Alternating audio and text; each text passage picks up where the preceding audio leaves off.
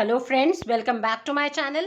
In this video, we will study question number 1 of exercise 3.1 coordinate geometry of class 9th NCERT.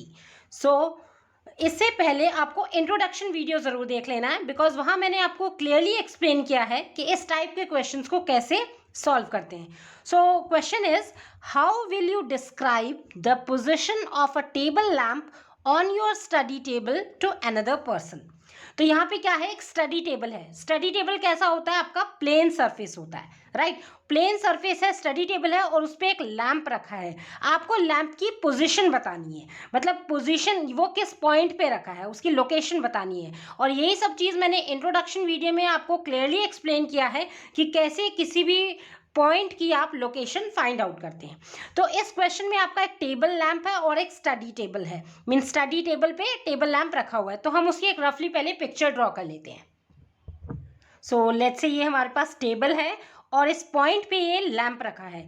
Let's say इस point का नाम है P. So P is the position of that table lamp. Okay, और ये आपके पास study table है.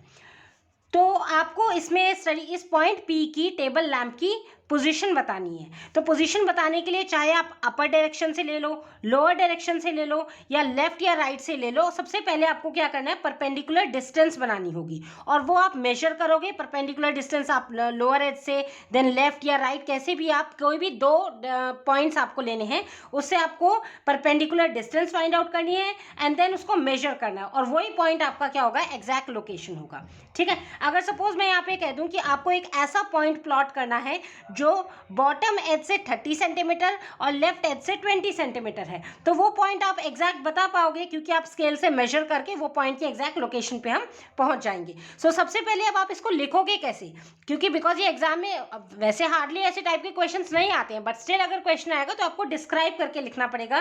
That to describe the position of a table lamp, let us consider this is a table, right. और table कैसा है आपके पास, plane surface. अब प्लेन सरफेस क्या होता है, जो टू डायमेंशनल होता है, राइट. जैसे आपका पेपर है, paper is two dimensional, that is plane surface. उसमें ओनली टू ही डायमेंशंस होती हैं, that is length and breadth. ठीक है. तो टेबल आपका प्लेन सरफेस हो गया और हमने कोई भी दो परपेंडिकुलर एजेस ले ली, चाहे आप बॉटम या टॉप में से कोई एक एज ले लो या लेफ्ट या राइट में से भी कोई एक एज ले लो एंड उनके परपेंडिकुलर डिस्टेंस ड्रॉ करके मेजर करोगे. So now let's write it in sentences. So, to describe the position of a table lamp placed on a table, let us consider the table lamp as P and the table as plane surface. ठीक है. Table आपने ले लिया plane surface और position of table lamp को आपने consider कर लिया P. जैसे मैंने आपको बताया plane is a two dimensional. ठीक है. जैसे आपका पेपर है, पेपर इज टू डायमेंशनल, उसमें दो ही डायमेंशंस होते हैं, लेंथ एंड ब्रेड्थ. तो पहले आपने ये एज्यूम कर लिया. अब हमें क्या करना है, choose any two perpendicular edges of the table. देखिए टेबल में कितने एजेस है, 4 है ना, 1 2 3 4.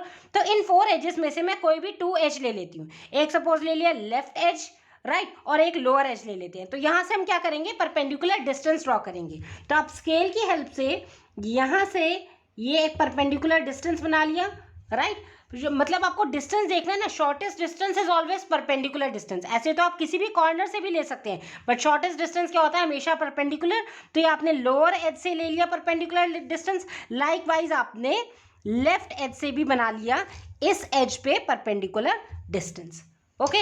सो यहाँ पे आपका आप राइट एज से भी ले सकते हैं या फिर टॉप से भी ले सकते हैं, बस कोई भी 2 एजेस से आपने परपेंडिकुलर डिस्टेंस कर लिया. अब यहाँ पे क्योंकि ये तो हमने रफली बनाया यहाँ पे टेबल लैंप, अगर हम इसको सपोज ये मान लेते हैं कि यहाँ लोअर एज से इसका डिस्टेंस है सपोज 20 सेंटीमीटर, राइट. और ये इस साइड से लेफ्ट एज से आपका डिस्टेंस है, ये थोड़ा बड़ा है, let's say it is 30 centimetre. तो आपने ये मेजर कर लिया. तो यही है इसका पॉइंट क्या हो जाएगा, अगर यहाँ से खड़े होके देख रहे हैं, यहाँ से हम ड्रॉ कर रहे हैं, तो सबसे पहले हमारा पॉइंट आ जाएगा 30 सेंटीमीटर फ्रॉम लेफ्ट एज और बॉटम एज से आ गया 20 सेंटीमीटर. अगर हम यहाँ से पोजीशन देख रहे हैं, इस पोजीशन पॉइंट P की, और सपोज अगर हम इस बॉटम एज से खड़े हैं तो आपका पोजीशन लैंप का क्या हो सकता है, फर्स्ट हम 20 ले लेंगे then 30. Both are correct, it depends on the order कि आप किस ऑर्डर में खड़े हैं, राइट. सो बस यही है आपका, this is the position of table lamp. और इट इज नॉट नेसेसरी, यहाँ पे देखिए हमने रैंडमली वैल्यूज लिए, it is not necessary to calculate कि आप काउंट कैलकुलेट करके रूलर की हेल्प से लिखेंगे कितना है. आप रफली यहाँ पे लिख सकते हैं, बस आपको डिस्क्राइब करना है कि कैसे आप पोजीशन को मतलब शो करेंगे, राइट। सो अब आप इसको लिख लीजिए कि हमने मेजर किया distance of the lamp from lower edge, कितना आया, distance of the lamp from the lower edge, पहले हमने क्या किया, लोअर एज से, सपोज हमने मान लिया लोअर एज से it is 20 centimetre, right. Lower edge से कितना हो गया, 20 सेंटीमीटर। अब अगेन मेजर करेंगे हम लेफ्ट एज से, so write down again measure the distance of lamp, distance of lamp from left edge, right. So left edge से हमने मेजर किया, suppose it is 30 centimetre, right. So उन्होंने बोला था कि कैसे डिस्क्राइब करेंगे पोजीशन ऑफ टेबल लैम्प, तो या तो आप 30, 20 अगर हम लेफ्ट एज से देख रहे हैं, और अगर हम बॉटम एज से देख रहे हैं तो 20, 30। सो इसको भी आप सेंटेंस फॉर्म में लिख लीजिए।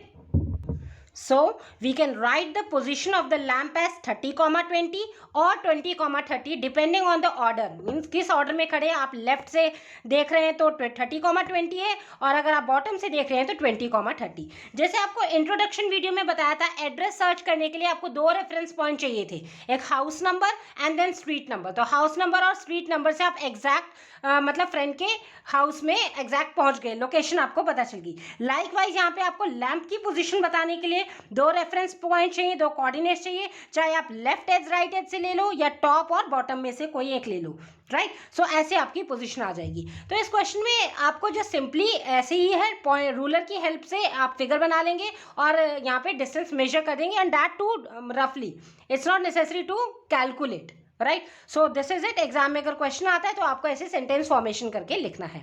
आई होप आपको अच्छे से समझ में आ गया होगा। अगर कुछ भी सेंटेंस में कोई डाउट है, किसी भी टाइप का डाउट आ रहा है, तो you can ask to me in comment section also.